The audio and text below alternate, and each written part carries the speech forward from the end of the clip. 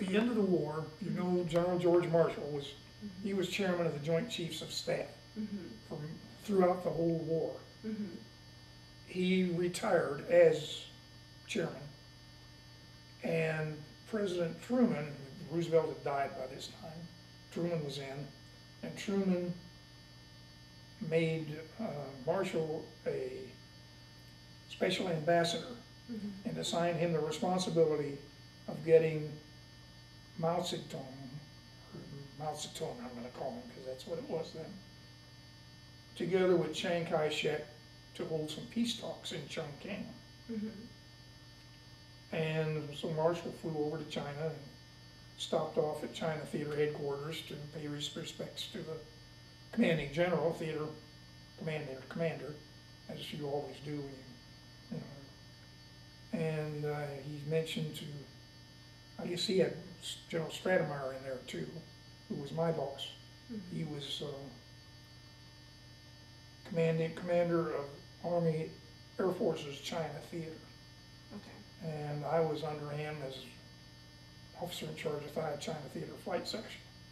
I was responsible for all movement of personnel that needed aerial transportation, and for maintaining the aircraft that belonged to some of the general officers. Two of them had B-25s, you know, that's their personal aircraft, and did their own flying for the most part. So, Marshall came through. He told General Stratemeyer, as Air Force commander, that he needed a means of transportation to get Mao Tze-Tung from his wartime headquarters in Yunnan, China, up in the Gobi Desert, down to Chungking. And for him to please assign somebody, well, Stratemeyer, as he'd flown with me, and you know, for trips, he could fly himself, but sometimes he didn't want to, and I'd flown him on some trips, and he knew I could, chances are I'd get him down safe. So he asked me if I would like to take this trip to Mao Tze-Tung, and I said, sure. And so off I went. And I can't think of anything really important that came up between then and when I got to Chungking, which is where I met General Marshall. And I had orders, when I got to Chungking, they gave me the name of his hotel. We didn't have any, by that time, anything for five-star generals anyway. So he had a pretty nice hotel room, believe you me. But he wasn't wearing his uniform back then. In fact, he answered when I knocked on his door. The desk at the hotel said, yeah, we're expecting you to go up to his room. And I did, and I knocked on the door, and he answered the door, and I think he was wearing a Doesn't matter. t-shirt. Well, he was the kind of guy he was. You know, he's general, five-star generals. There was only about 4 of them in the world that I can think of. And, but, you know, he was in, didn't have blue jeans, things, t-shirt, and I introduced myself, and he says, what do I call you?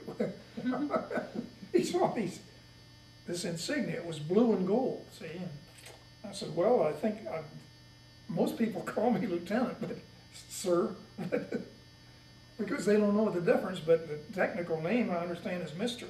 It didn't seem right that he should call you Mr. General, 5-star general would be calling me Mr. Warner. So I said, why don't you just call me Warner? I think I'll do that. So he says, I'll tell you what, Warner, my pilot is staying on the floor up above me. He says, I'm going to call him down to the room and to give you your briefing. He knows more about this than I do. So we sat and chatted a while, and he mentioned he'd been in Missouri before to fish down in the Ozarks and how good it was. And killed time for about 5 minutes in there, and then his pilot showed up and gave me the briefing. When to go, about 3 days later, I was to go up there. And some General Marshall changed the schedule right then. He said during this interview, Warner, you know who this Mao Tze-Tung is? And I said, yes, sir, he's a communist dictator. Well, he says, he's a pretty important guy around here. And he says, I don't mean to be disrespectful, but you don't, I was still 20, I guess, 21 maybe. He says, I don't know that Chairman Mao has ever been up in an airplane. This might be his first flight, and you do look rather young to be doing this with a guy like, you know, as important as he is. And I said, he said, I'll tell you what I'm gonna do.